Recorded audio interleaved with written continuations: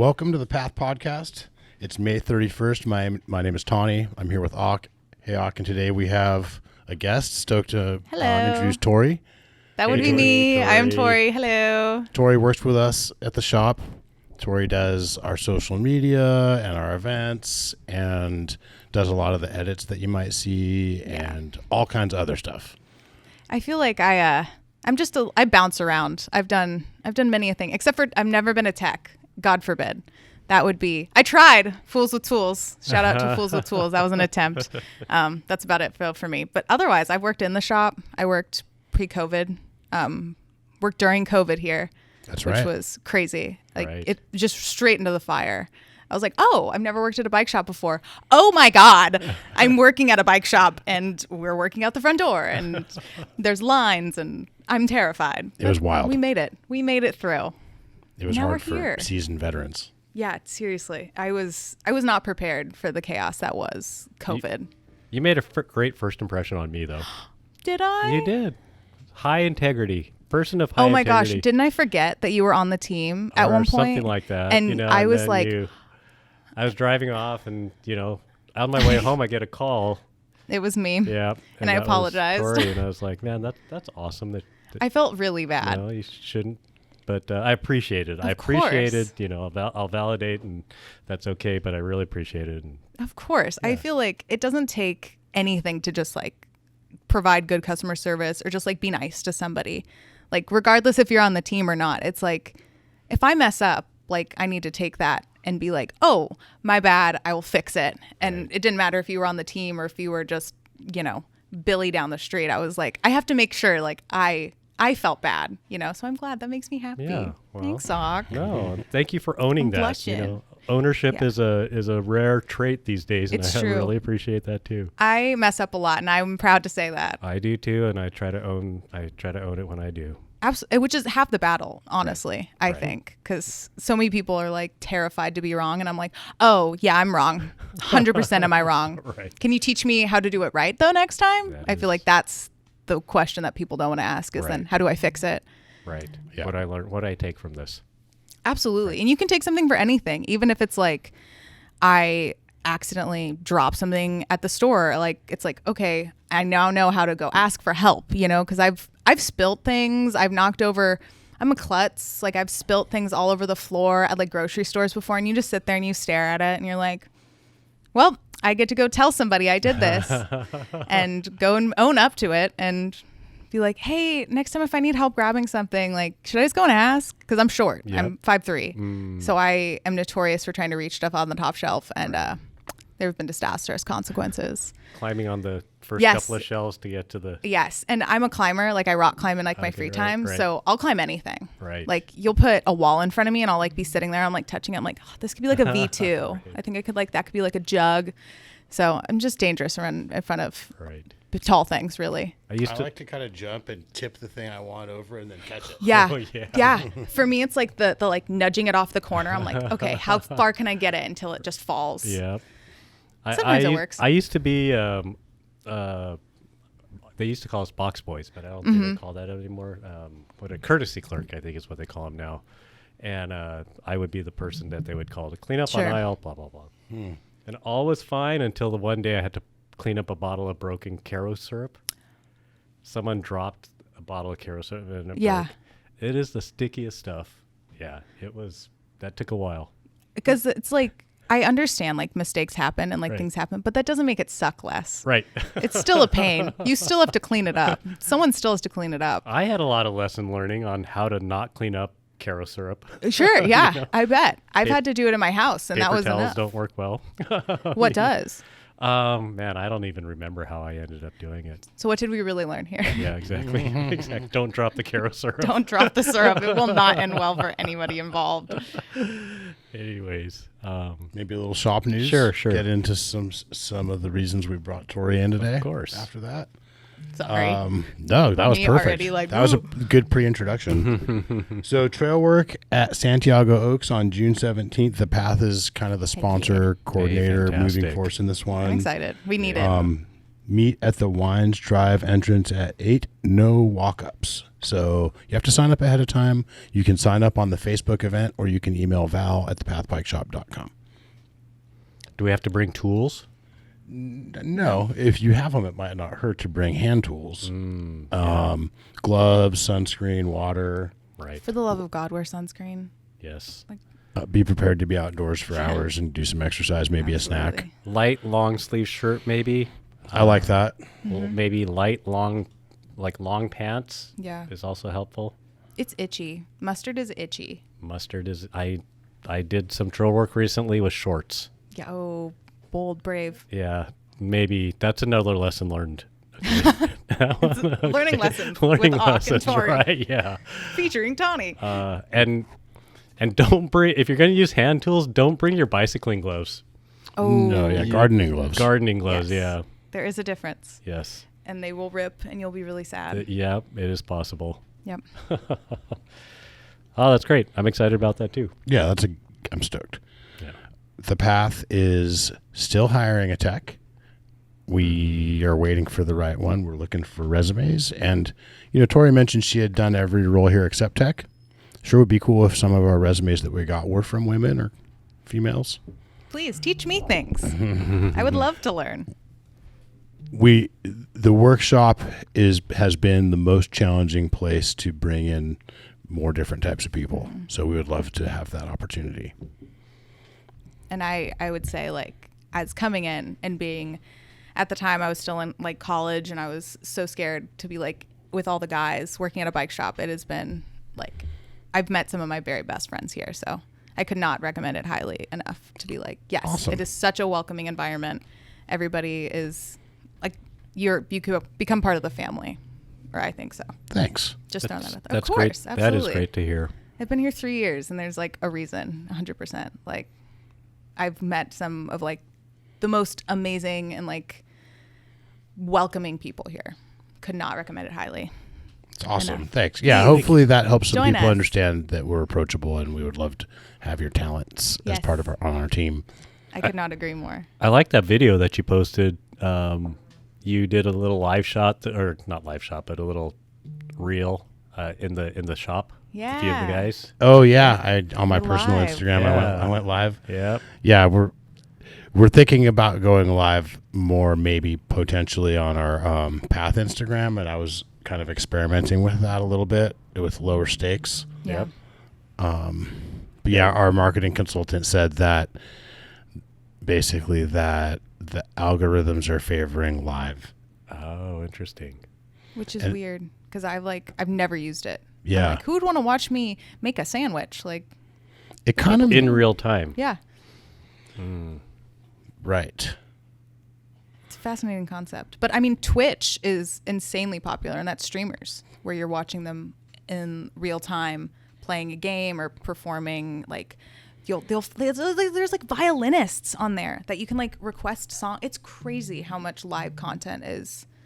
I think the more gist is that a popular. lot of content creators were kind of faking organic content. It's harder to make fake organic content when it's live. Right. That's true. That would be difficult because then it's like every moment matters. Like even this, it's like I'm like very aware of what I'm saying. Where I'm like, oh yeah, like I'm still thinking about what I'm saying, even though like sometimes I'll say things organically, and I'm like, oh, I've absolutely mispronounced multiple words already and like stumbled over my words. I'm like, at least you know it's real, That's right. genuine. I have a couple of corrections from the last show. All right. I misspoke, and we were talking about threaded square taper bottom brackets creaking, and I just got a wires crossed, and I said electrical tape. Yeah. And we used plumber's tape, like Teflon tape. Yeah. So anyone who may have put plumber's tape on your bottom bracket threads, I apologize. That would suck. You mean electrical tape. Electrical tape, right? So Oh gosh, do I have those still crossed up? Okay, right. In the past 2 weeks, I've used the electrical tape. Use Teflon Sorry. tape. Don't use. Yeah, if you did use electrical tape, that's a bummer. I was trying to think about that. I didn't say anything, but I was like, maybe I've been doing it wrong all along. Yeah. I'm not supposed to be using electrical tape. You were like, have I learned something new? I learn new stuff on the show all the time. But Oh, I yeah, bet. that was one of those. I was like, It got me to wondering why threaded bottom brackets used to need that and now they don't.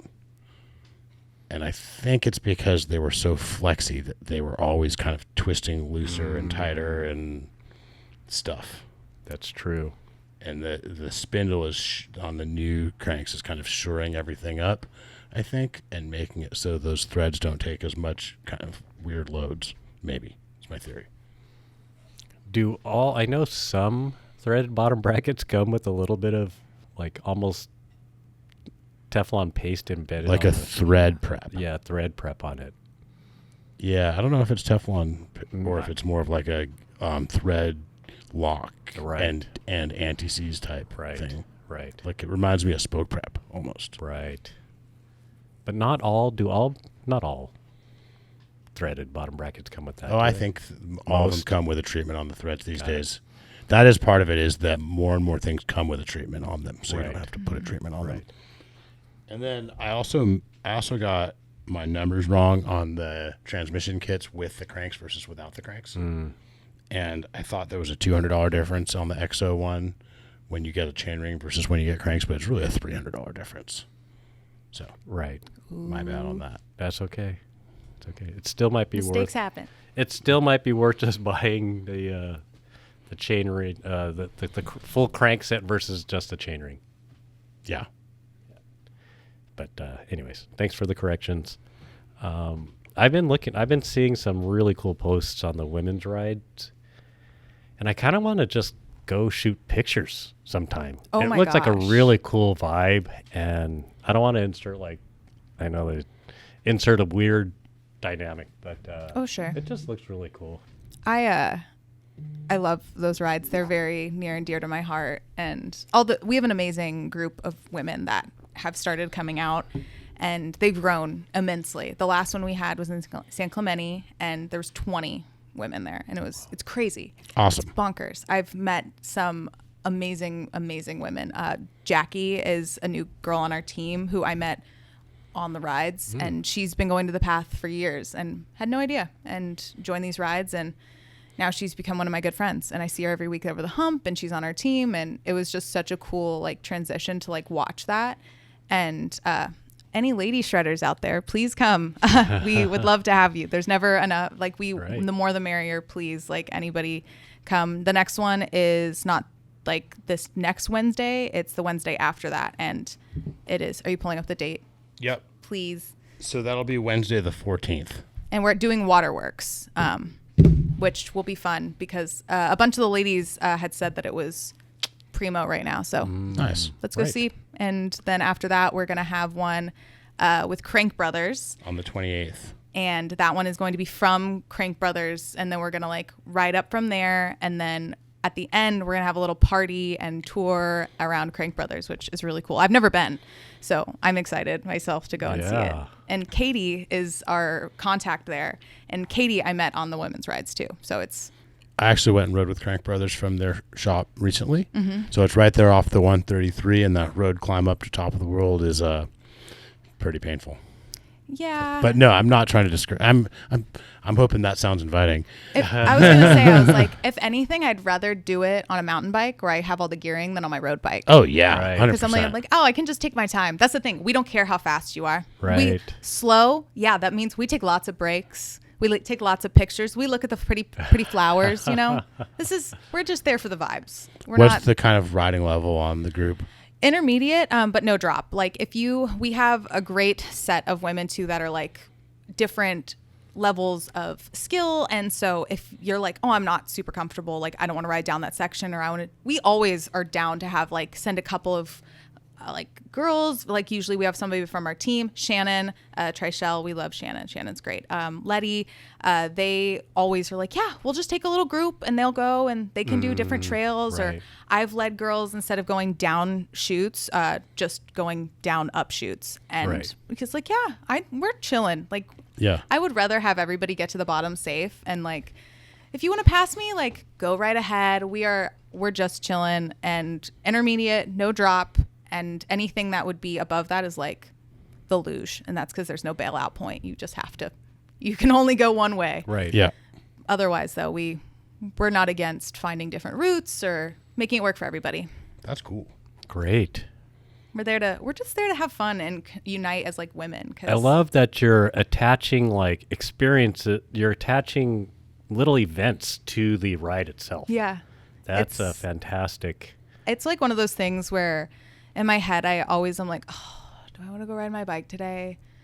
And then I get there and I'm like, I just never stop smiling. Right. Like, cause we talk and we have so many shared experiences as like women cyclists, and it's crazy how much we all have in common just right away, because it's like we all ride, we all understand the same struggles of like, oh yeah, like I was at a shop and I felt like this, and I was doing this and my bike shorts got caught. Like, do they not make bike shorts that like fit my body? And it's really cool to have like a group of women to talk to about that, and to be like, oh no, we got you. Like, here's my recommendations. Or like, oh, you're looking for a shop where you feel like you want to go and come in. I will come in and I'll talk to you if you want. Or like, I always tell them, everybody knows Zach, because Zach's my best friend. Don't tell him I said that. But like, him and I are always together. And so usually most of the girls meet Zach because we're at Over the Hump together. We go to all the events together because he offers all the tech neutral support, and I just chat with the wives while usually like he's working on a bike or the kids' bike, and I'm like, hey, how's it going? Like, how's your night? And so a lot of the ladies have met Zach, and so I'm always like, go to Zach, like, he'll take care of you. And I just love that we have a place that we can share and support and like bring up women in cycling, because it's a very intimidating world to get into when you first get into it. And I've never had a group like this. It really is. It really can be. Oh yeah. I think even when everyone works really hard to lower the intimidation factor, it's still intimidating. Oh, absolutely. Because it's just a male dominated field, and that's not their fault. It's just primarily men. And that's why it's so important for us when we come to be like, no, we're together, we're going to stay together, and we're going to lift each other up. Right. And I have such a passion for like women in cycling, because it's changed my life, that I'm like, I want you all to just blossom and see all your potential, because it's there and we're all just on our own journey. And I'm like, who cares if you don't hit that drop right now? You don't ever have to. There's no shame in walking, girl. Or yeah, you can hit it all. I'll tow you in. Like, there's all sorts of levels. I would say that in addition to being that way for women, it's also that way for men a lot of the time. So men express it a little differently. A lot of times it just seems like they want to fight you. They just want to be your friend. Yeah. No, I mean, I really see the challenge of making the shop and the staff and everything approachable as really not a gendered problem, because I really see a lot of men struggling with that when they come in here, with ego and pride and not wanting to be the one who doesn't know something, or being afraid that they're going to be mocked or challenged or looked down upon for not knowing something. And that is with the benefit of maybe feeling like they're in the boys club. So yeah, it's got to be extra, right? And there's no shame in asking for help. I will wholeheartedly admit that like when I first started working here, I did not know much about bikes. Yeah, I rode and yeah, I raced, but I did not know much about like, if you had been like, hey, go change your flat, I'd be like, oh, okay, yeah. And I've learned much just by asking questions and like having a space where you're able to ask questions and somebody that's willing to teach you. Some osmosis, just being around it too. Yeah. Oh, absolutely. And you have to. Sometimes I'll be like, I don't know what they're talking about. And then they'll finish and I'll be like, I figured out what they were talking about by the end of that. I came back because you just listen. Right. Like you learn so much from just being here. Even if I have no idea what somebody's talking about, like I can learn so much by like, oh wait, you talked about that the other day. Right. I remember that. And then just connecting it. That's cool. I learn when I come to work most times too. There's still so much I have no idea. So we're going to be the featured shop night at Over the Hump on June 27th. You'll be there. I will. Zach will be there. Everyone could come meet Zach and Tori. The whole group, yes. We'll be taking photographs if anybody wants a signed photo of the Fool and Tool. We come out every week. We're there every week. If you want to come and say hi to Zach and I, we offer neutral support. I usually have stickers if you want a free Path sticker. What does neutral support mean? Does that mean I could like get my derailleur tuned or something, maybe a little bit. A little quick stuff. Like, air in my tires, lube on my chain. Yeah, he'll fix brakes. He's fixed brakes. He's even done a freaking like on the run like brake bleed before. Right. Like, so no promises, but Zach might be able to get you going if your bike is not happy right before the race. Yeah. And we've even last race, a kid broke his chain in the first couple minutes, and him and his mom are running back, and Zach put his chain on, and he says he didn't finish well, but he finished, and he wasn't going to. Fantastic. Do you have to be like a Path customer, have bought your stuff from us? Cool. Just come talk to us. Just be nice. Just be nice. All you have to do is be nice and ask us nicely. But Zach has pulled some crazy stuff out at Over the Hump where he's like, I'll make it work. And you're like, okay. I'm just sitting over here drinking my LaCroix, and I'm like, yeah, sure. So please come if you need help with your bike or if you just want to chat. We just sit there. And I have a cute dog that comes every week. Her name is Jade. So you can come pet my dog. Zach is part of a tradition here because it started with Carl going to every Over the Hump race. And I'm going to say it was right when Over the Hump started. It's got to have been nearly 20 years. And then Raul would go to a lot, and Zach fits right in with those three and just being kind of quirky and fun and being able to fix anything and kind of a little sarcastic. Oh, absolutely. So he's a pain in the butt, but he's my pain in the butt. We love Zach. Zach is crazy. If you show up in a different jersey from a different shop, will you help you? Oh, yeah. Will you help them? We don't care. Awesome. There's no judgment. We're just there to get you out back on the road. Like, we don't mind. We're just there to help. Unless it's a Halter Cycles jersey. Just kidding. It's a bit. Right. My friend in Jersey has a shop. Right. The shade. We'll turn them away. Don't worry. Yeah. I'll be like, hey, Tani said no deal. Can do. Just you, though. So Over the Hump, what has it been like this year? Kind of the same as... Honestly, no. It's been the same in the sense where it's Over the Hump, but it's honestly been like every week there's a good turnout, which I think has been interesting because they added the winter series, and I think that really helped because the last 2 years they had, instead of having the big giant summer series, they split it half summer and then had like 4 over the winter, three. And it really, I even raced the winter series because it's way more just like plausible because you have the like certain groups in the morning and then you have a break and then like the faster groups in the like later in the afternoon, and it made it where I was like I could race in the morning, right, change and then work the later bit. And I think that also helped because then this series it's 8 instead of 12, and so you're not like, oh my gosh, another Over the Hump. And then we had the break this week for Memorial Day, so it's like people come out and everybody's super nice, and when you come, you start to recognize people and you recognize other shops and you recognize other brands and you say hi to each other and you start hanging out at each other's tent, and then different athletes will come and they'll be like, hey, you helped us last week, like thank you so much, or like, oh hey, like can you look at my bike, I saw you help that other guy last week. And it's been a really good year so far, and it hasn't been hot. I think that has been another thing. It has been really good weather. Like they've come back actual with like mud on their bikes because it had like misted earlier, so it's just like that dirt that's normally just pure dust is like not flying up everywhere. And so it's like right now, if you want to go to Over the Hump, I would go now when it's not hot, because usually by this point I bought a whole like outfit to wear to Over the Hump. I was like, I'm buying new shorts, I'm buying a new sun hat. I haven't needed any of it. I've been needing more layers. Right. There have been some years where it is rough out there in the heat. Yeah. Oh, absolutely. You're just baking. You're just sitting in there and you're just escaping like the sun for just like moments, and it's dusty. I've been a course marshal in those hot times. There's no escaping it. There is none. Yeah. I mean, I respect though all of the volunteers. Like I get to sit in a cushy little tent with my little LaCroix and my lounge chair, my camping chair I've pulled out. Yeah. I don't know how they just sit out there on the course do that, especially when it's hot. Like mad respect for that, because I'm sitting in my cushy little tent. Spoiled. I was looking forward to the cool LaCroix, I'm trying to implement, we haven't needed them quite as much this year, but last year we started doing it where we have cold towels at the end.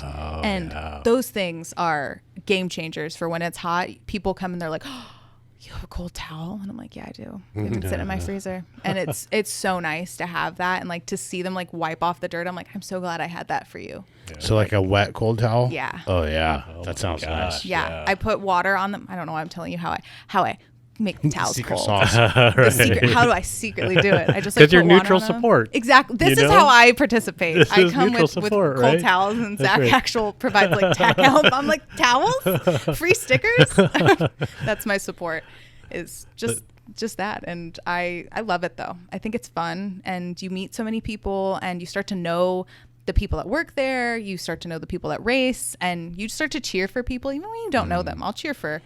There's like kids I recognize now too, and so I love it. It's very fun. It's been a good year so far. I can't wait to see how we finish it out. I'm really hoping that we have a really good, because we're the finale. Our featured night is the finale, so I'm like, all right, it's got to be good. I want it to be good. I want a lot of people to come out because I'm like, we've had a pretty good season. I'd like to finish it strong. So they feature a different shop every race, right? Sometimes they don't. Like last week, they didn't have one because it was family night. So they had a circle of death and a climbing wall and stuff. But And the circle of death is kind of like foot down or bike sumo or yeah, exactly. And that was it's always funny to watch the younger kids go and do it.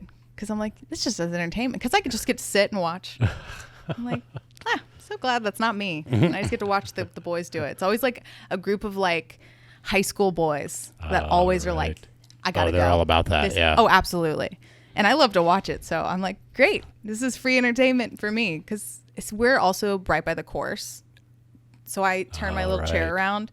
And I can watch the race behind me because we're right at the start finish. Right. And I love it. It's fun. It's an easy way to just go and meet people and support just racers in Orange County. And a lot of people show up to it too. And by literally showing up, especially women, I podiumed by just showing up by being a woman because the field is so small sometimes. So it can get a little hairy, like for like the guys, I think, because there's like bigger groups, but it's not, I wouldn't say. If you're taking Over the Hump seriously, it's like not my vibe, but it's just like fun. I'm like, it's not hard. It's not. There's different start times for men and women.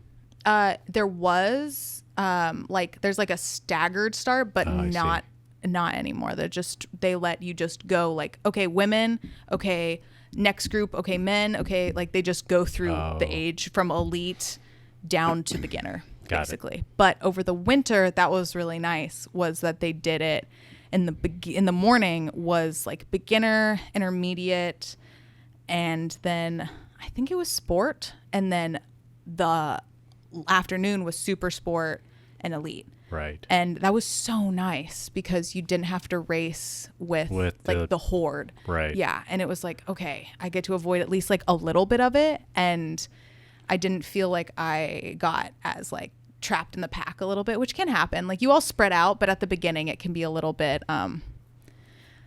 terrifying at first, where you're like, oh my gosh, there's so many people. Right. And once you start to separate, I get like nervous now, and I've had too many XC races where I'm like, gosh, you clip bars with one guy who's not even in your category and you're down and you're like, crap, there goes my finish. And so I've slowly like eased my way out of the XC world and gone more into like endurance racing. I'd like to maybe one day do Leadville, is on like the bucket list, of course. I've gone to Leadville 5 times and done race support, and I've never raced it. And whoa, yeah, that's a lot. Yeah. Wow. My ex-boyfriend was on a team and was racing, and that's how I got into riding in the first place, was through that. And I just started to be like, what if I hopped on a bike? What if I started doing these things? And the rest is history. And now look at me. So you got into riding how many years ago? 5, 6. And you got pretty serious about it pretty quickly, right? I did. Very, almost immediate. I feel like I wanted to ride, because at the time I was dating somebody who was racing. And so I rode with the big boys almost right away. I was like, okay, I want to be fast. I want to keep up. I want to go and I want to race. I want to do well. And I was not keeping up, and I could race pretty well, but I feel like over the years of just doing that, because I spent years trying to catch up.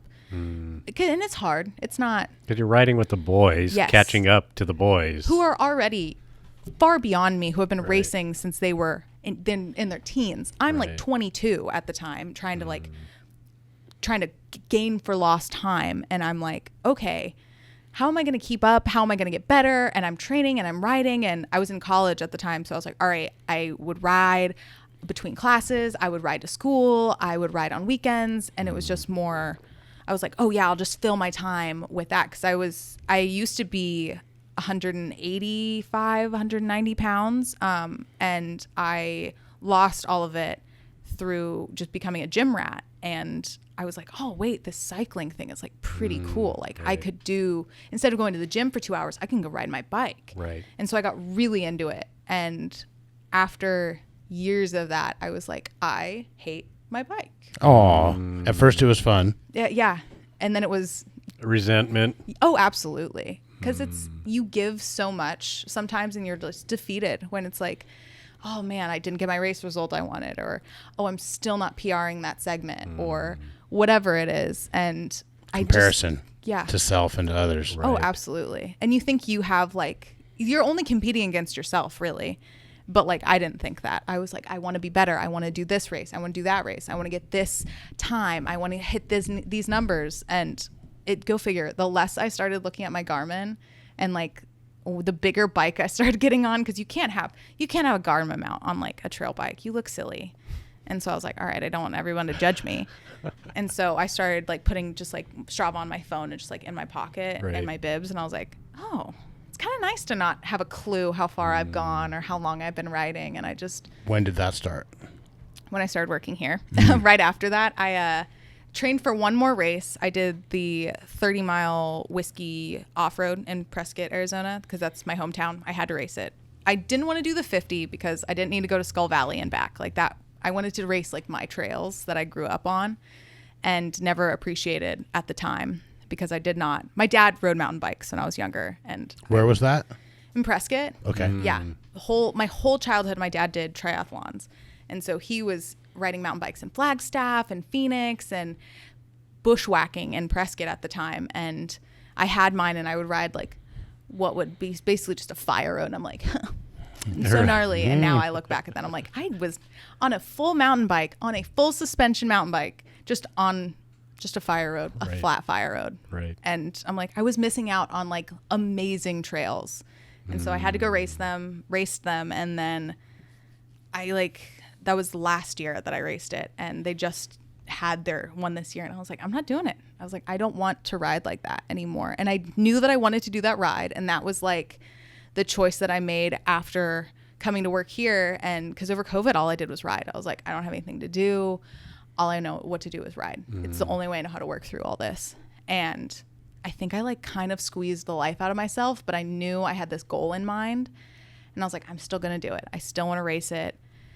And through that process, I was learning as I was racing, like preparing for that race. I was like, I don't know if I want to race for a while. I don't know if I'm prioritizing like myself. I'm prioritizing like a race and a race result and a speed and a number. And I wanted to get a top 10. And I did until they put the single speed ladies in. How dare you? And I was 10th, and then they put a single speed lady in, and I bumped to like I think 12th, and I was like, oh, how many?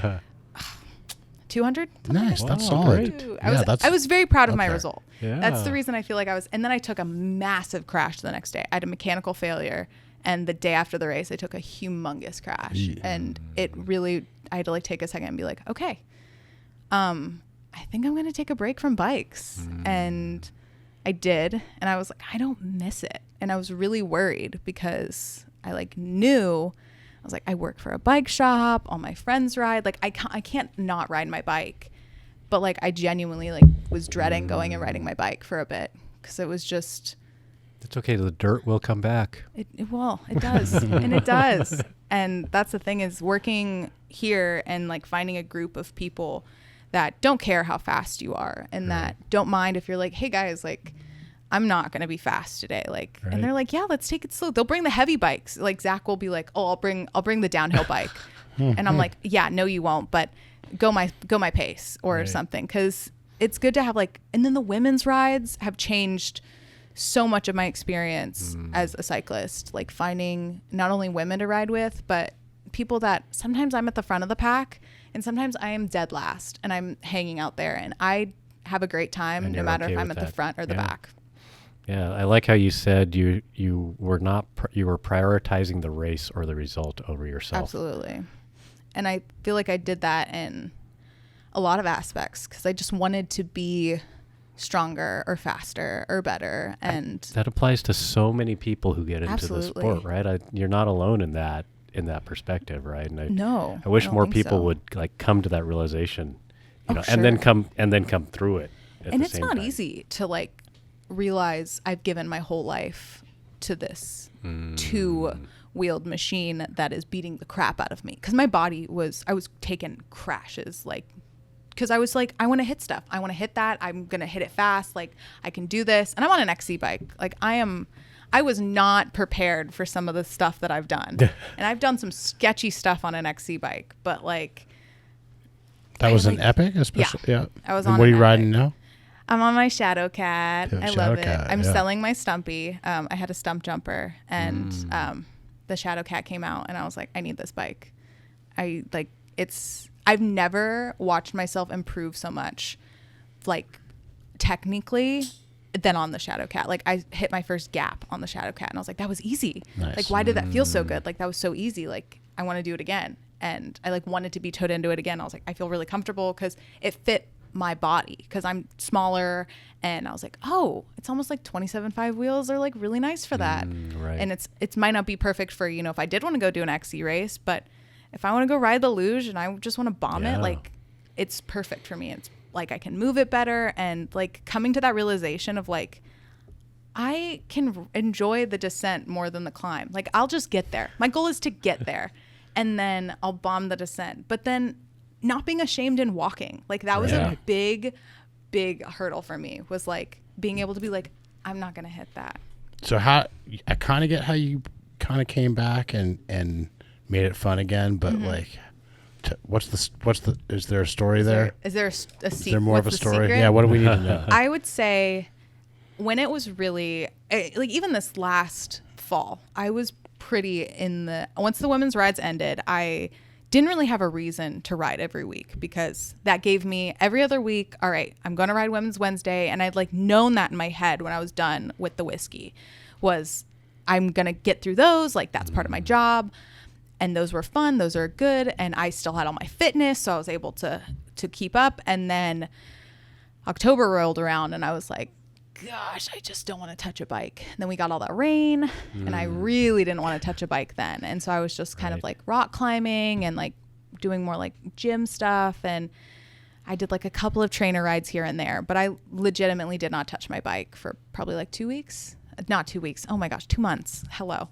And then in December, I like rode once and I was like, oh, I don't really know. And then January came around. I was like, it's month 3. And I really have not been on my bike almost like at all. And I don't really miss it. And I don't really want to ride my bike. And then I went on a ride with 2 people that work here, Zach and my friend Tyler. We love Tyler too. We won't tell Tyler that either. But I went on a ride with them, and I remember telling them, like, guys, I have not ridden in months. Like, I'm going to be slow. And they were like, okay, like, neither have we. And I'm like, no, like, I'm going to be slow. Like, and I remember it was the first time I've ever had to stop and, like, walk a section on an uphill in years. And I was like, oh, my gosh, I'm out of shape. And, like, they didn't care. Like, they were...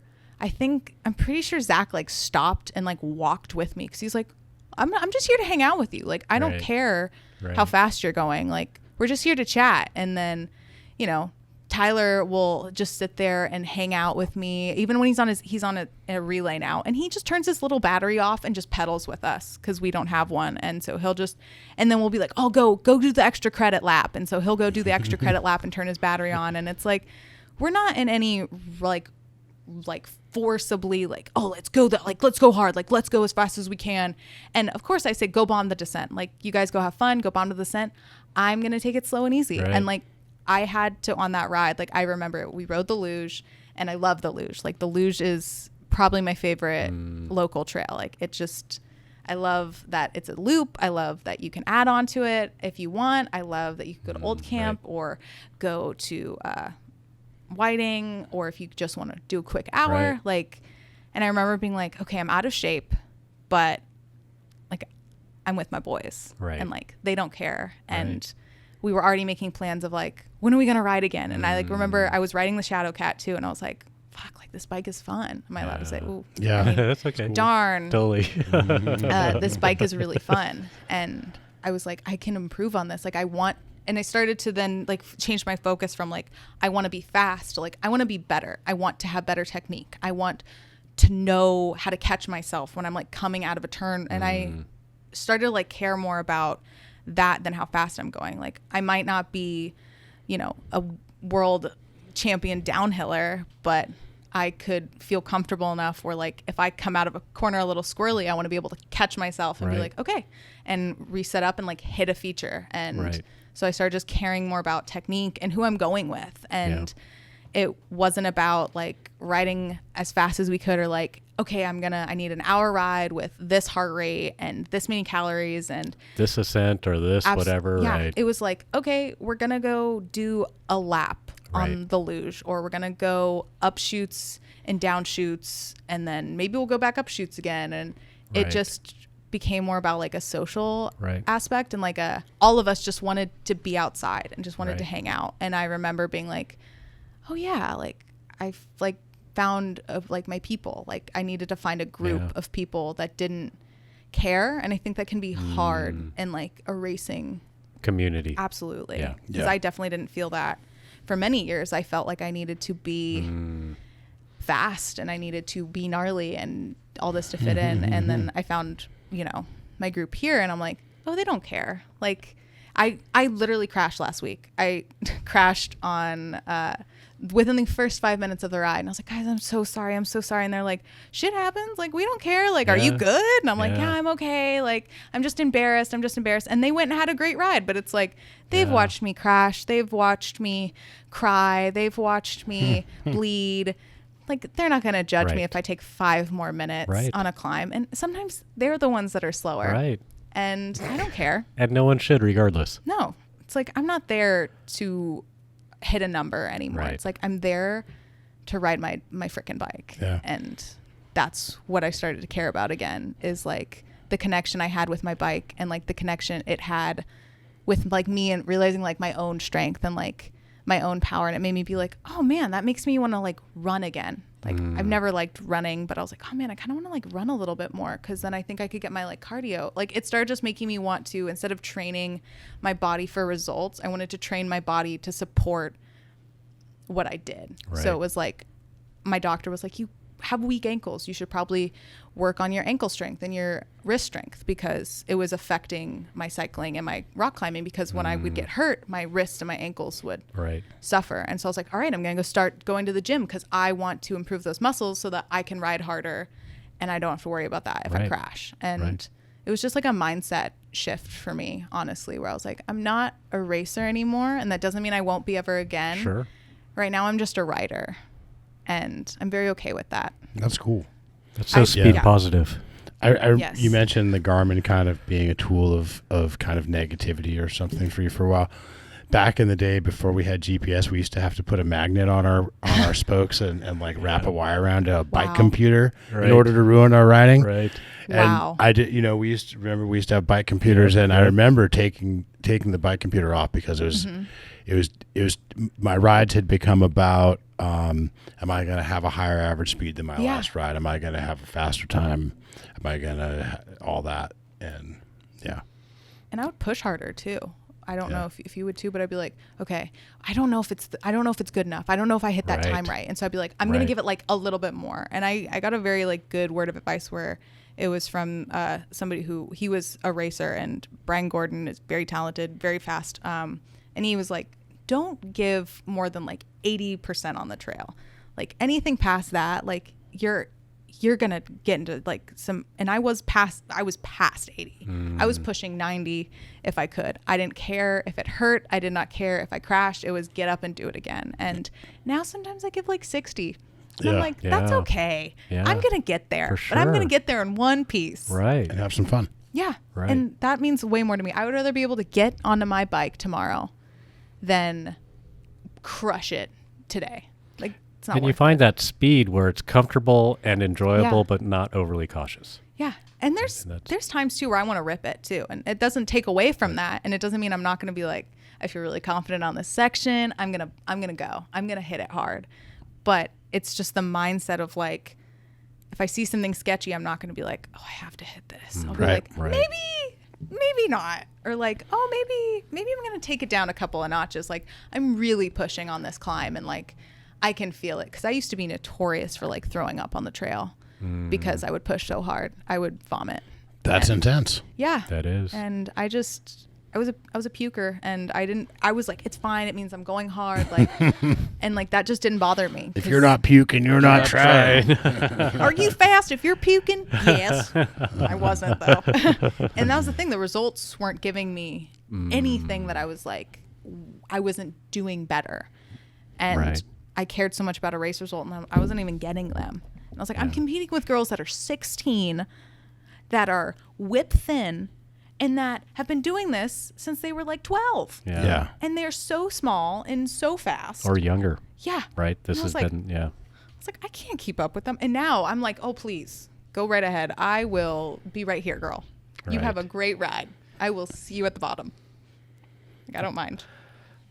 Like what you say, your experiences like speaks to not just women, but it's so many people. And so whoever's out there who's like in this space or who's in a lower space in their writing perspective, like listen and take this to heart. This is great. We all start somewhere. And I have so much left to learn too. I don't feel like I've been writing for 5 years and I feel like I've barely scratched the surface on what I have to learn because there's so many different versions of riding too. Like I have a road bike, I have a gravel bike, I have a trail bike, I have an XC bike. I have too many bikes, but it's like there's always something new. There's always something new to learn or pick up on or perfect, or even like with all the new product coming out, it's like, oh, could I put that on and will like it make me like a little bit better? Or like, will I like that a little bit better? And just like we all start somewhere and we're all on our own journey. Yeah.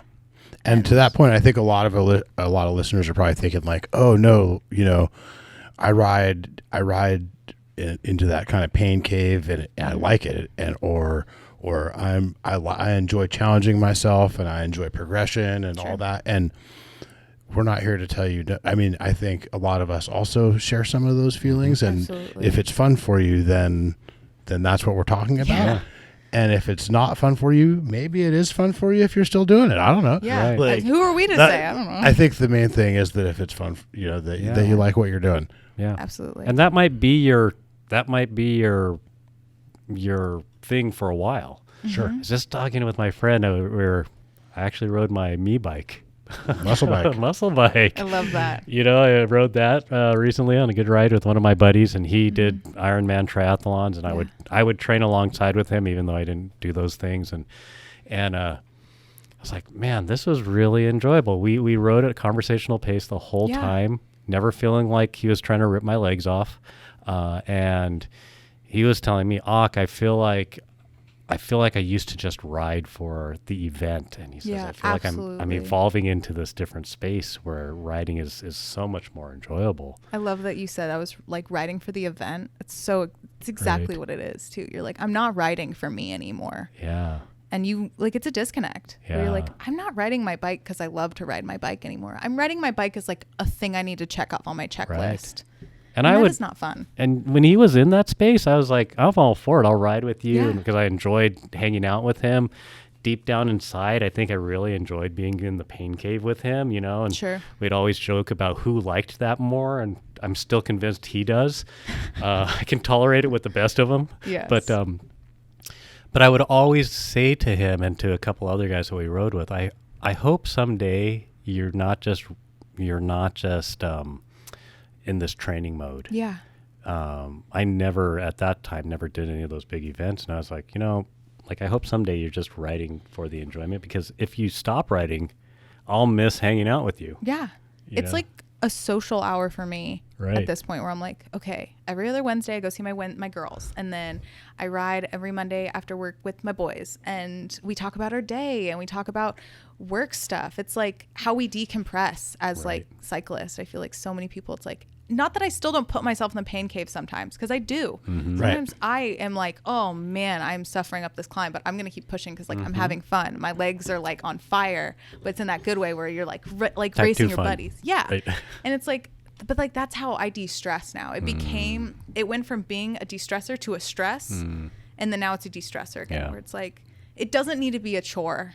Like riding should not be a chore, whether that's a ride, a workout, like about anything. Like rock climbing, I felt that for as well at one point, because I thank God I've never competed in a rock climbing competition, because that would wreck me. And it was like I have too much, I'm biking too much, and I never thought I would say that to that. Like I need to bike less, I need to get off my bike. Usually it's go get on your bike, and I was like, I need to get off, right? And I need to just exist for a moment, and then I can get on my bike and be like, oh yeah.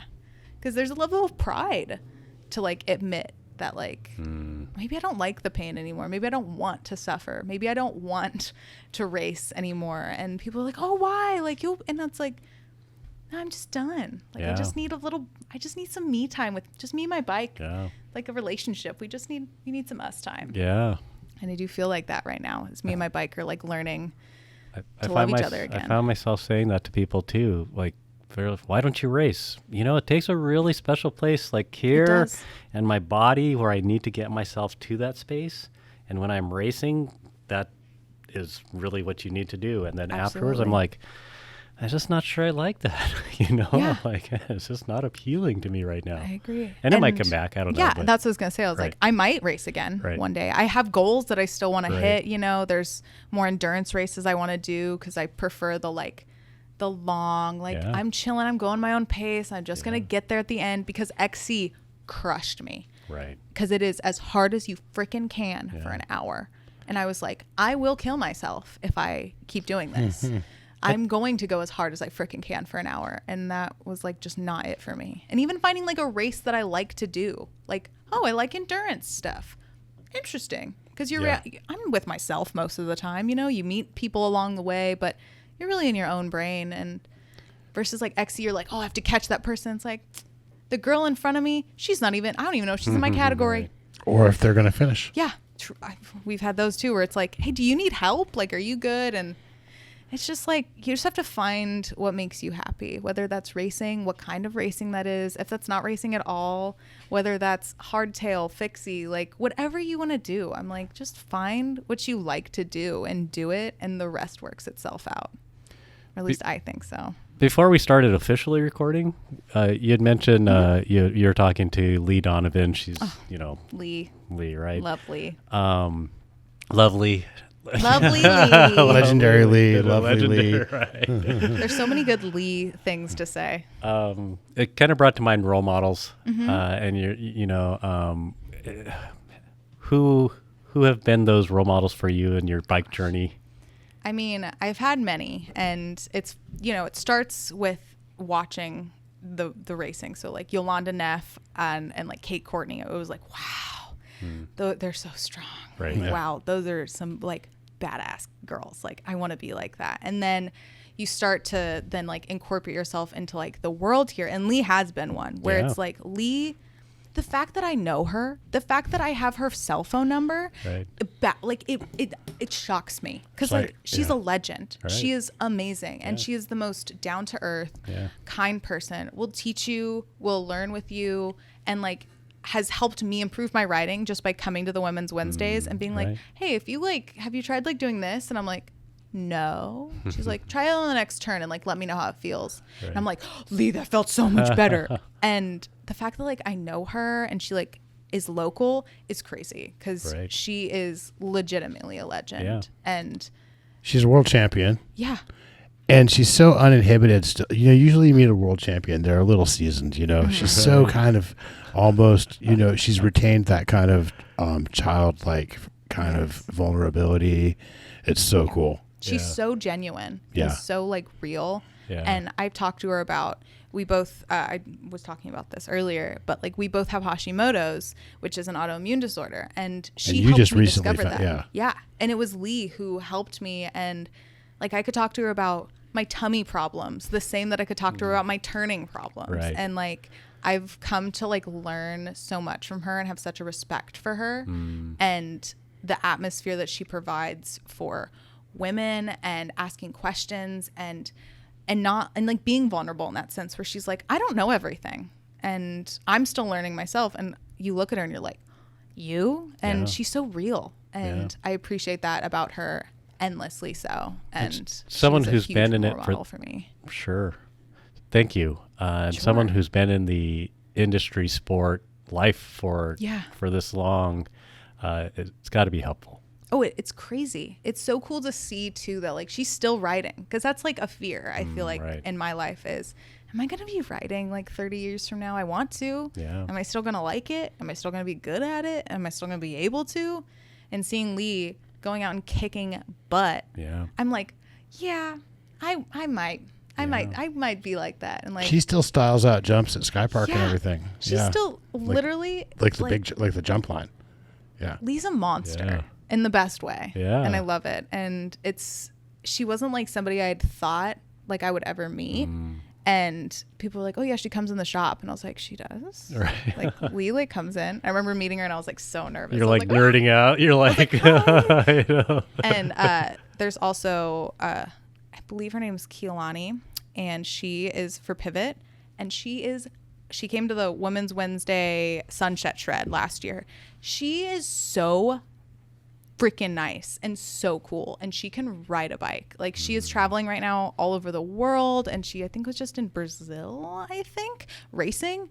And she's so nice. She's gorgeous, and it's like cool to have a girl that you're like, oh, I identify with you, and like we're talking about like, oh, where'd you get that shirt? Like where'd you get that top? Which is such like a girl conversation. Then moments later we're like, so when you were hitting that jump, did you think that? And she was just so approachable and so nice, and was so like, I aspired to just like be her in a sense, where she's just so pretty and so nice and so talented and just so welcoming. Like she did not need to be my friend that night and add me on Instagram and like chat with me. And I was like, and she did. And it meant the world to me. I was like, I'm just this little bike shop manager girl. And I'm like, oh, hi.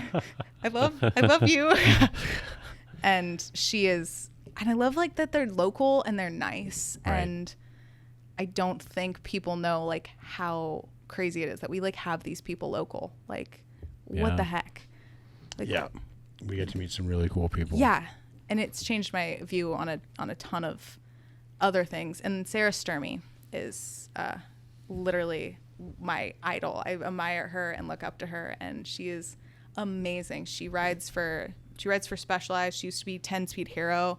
And she's done road, gravel. She lives in Colorado, and I just think she is the bee's knees. I think she is so real and down to earth. And I've met her before too, and fangirled and did not say a word to her because I was so nervous. Me, silenced, unbelievable. And I literally just sat there and I was like, it's Sarah. Oh my gosh. And she is phenomenal, and love her too. So all great women. I don't have any women that I would say I don't like. Except for maybe, I was like, who do I not like? I was gonna say Zach, but that felt like a low blow. Yeah. Zach's fun to make fun of, and he dishes it out too, so you kind of have to. That's the thing. He's like, why does it always mean? I'm like, cause you react. Well, and he dishes it out. It's true. But that's the thing. He gets upset when he has to take it. He's like, well, yeah, that's different. I'm like, no, it's not. You have to. It's a give and take relationship. If you want to give crap, you got to take it. So you mentioned you're a manager. Thank you for your list of favorite women and like least favorite woman. Woman, it's Zach.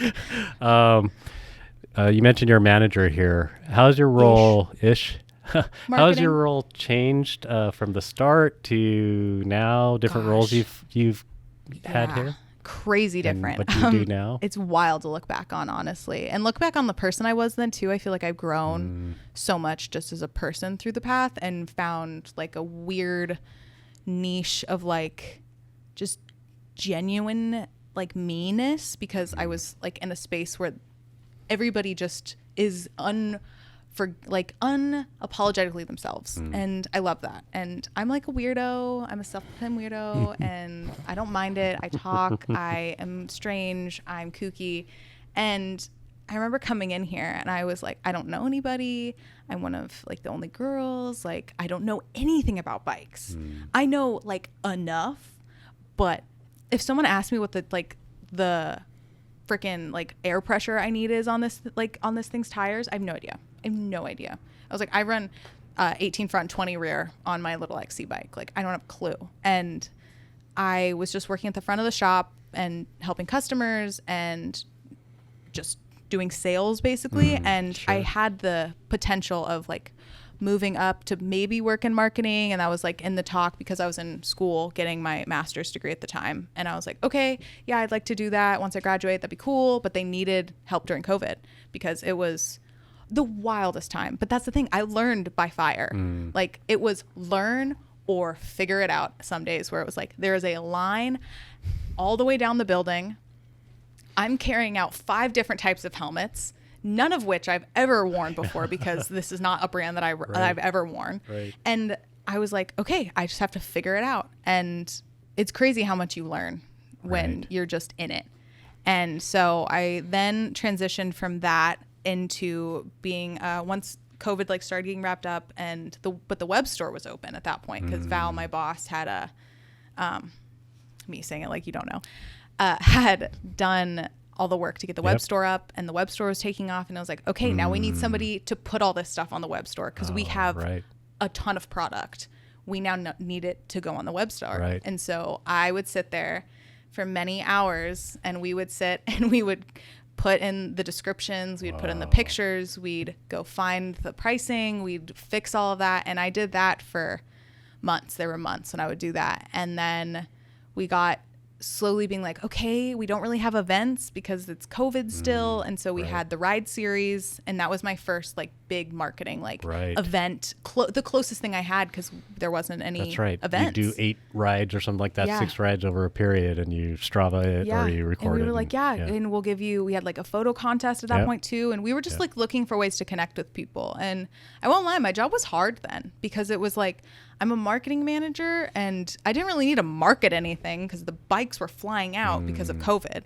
But it was like, I'm trying to connect with people through screens, but being outside. But we can't ride together, but like ride with us. And it was hard. It was like a period of my life where I was like, I'm really excited to be here, but like, I'm nervous. Like, what is it going to be like when things get normal? Are things going to get normal? Like what's going to happen? And then as things slowly started going back towards how they are, like now I started going to Over the Hump events, and I started working more with then like the YouTube stuff. So like doing more bike checks, doing more series. Like we did the Fools with Tools series. And then we started campaigning more and being like, okay, like now we have stuff that we want to sell. Like we're not just trying to keep up. We're like, okay, we got a cool new bike in. Like, let's actually advertise it now instead of just like, and there's nothing, and who knows when we're getting any of it. And it was like, okay, I can actually work on marketing stuff and talking to people and going to events. And that's like kind of been like where I've been growing from there, is working on just growing our Path family. And I think everybody that comes to our Dawn Patrol, if it's a group ride on Thursday, if it's Women's Wednesday, like you're part of like the Path family, and I want you to keep coming back, and I want you to love riding, and I want you to love riding with us. And so like that, I think now is where like my job lies, is getting people to see that like we're just like everybody else. Like we're just a shop, and we're here to ride with you, and we're here to talk to you, and we're just here. And I think that's nice. And sure. I love that. And it's cool that my job has grown from a time where it was like, I don't know how I'm going to survive. Like, I'm like trying to stay afloat every day. Cause it was, I would go home exhausted. You'd been wearing a mask all day. Like it was hard. And it's crazy to look back on that and now think about it now, where it's like, we had 20 women on the last ride. What? I know. 20? Yeah. It's been phenomenal. 10 years. I had to go find the very first Women's Wednesday. It was in 2015. Or no, 2013. And it was like, what? the heck? We thought it was in 2015. I went, no, we're wrong. It's 2013. And I found it in the Facebook group. And I was like, that's insane. And they've grown immensely since I've even been here. And the Thursday rides too, where it's like, it's cool to see not the fruits of my labor, because I'm not taking credit for it, but it's like to be part of it. Yeah. To be part of this tradition and growth. Absolutely. Yeah. And it's the reason I've honestly, like, I've stayed for so long too, because I've watched myself grow, but also like I've watched the growth from the seeds that I've planted, and I'm like, this is cool. Yeah, like, it's cool to have an atmosphere where you're like, there's actual growth here. Like, we have crops now. Yeah. We planted all this seed and now we have crops. It's a big part of your fulfillment. Absolutely. Yeah. And it's been very like full circle, I feel like, for me, where it's like, okay, now I'm like learning, and I'm learning what I'm talking to people. I'm like, what do you want to see? Like, what do you like about it? What do you not like? And just by talking to people, I feel like that is such a crucial part of who I am as a person, but my job too. Yeah. Is like just talking to people and figuring out what they're looking for, what they want, what they don't want. And I'm like, great, help me. You're going to help me do my job, and I'm going to help give you a better experience. Yeah. And I love that. I needed the human interaction. And now that I have that, I'm like, oh, okay. This is where I'm supposed to be. And it's cool. Your story is very much kind of the Path story too. And it's great. It's awesome. I think we might've done a podcast. I think so. Is that a podcast? Yeah. I do it? You did it. Oh. Fantastically. Thank you so much for being on our team. And thanks for letting doing the show with us. And thanks, Auk. Thanks, Jake. Thanks to the listeners. Everybody. Yeah. Thanks for giving me the space to talk about it. I appreciate it. So thank you. It's been awesome. You're welcome. Thank you. Let's all remember to love the bike we ride.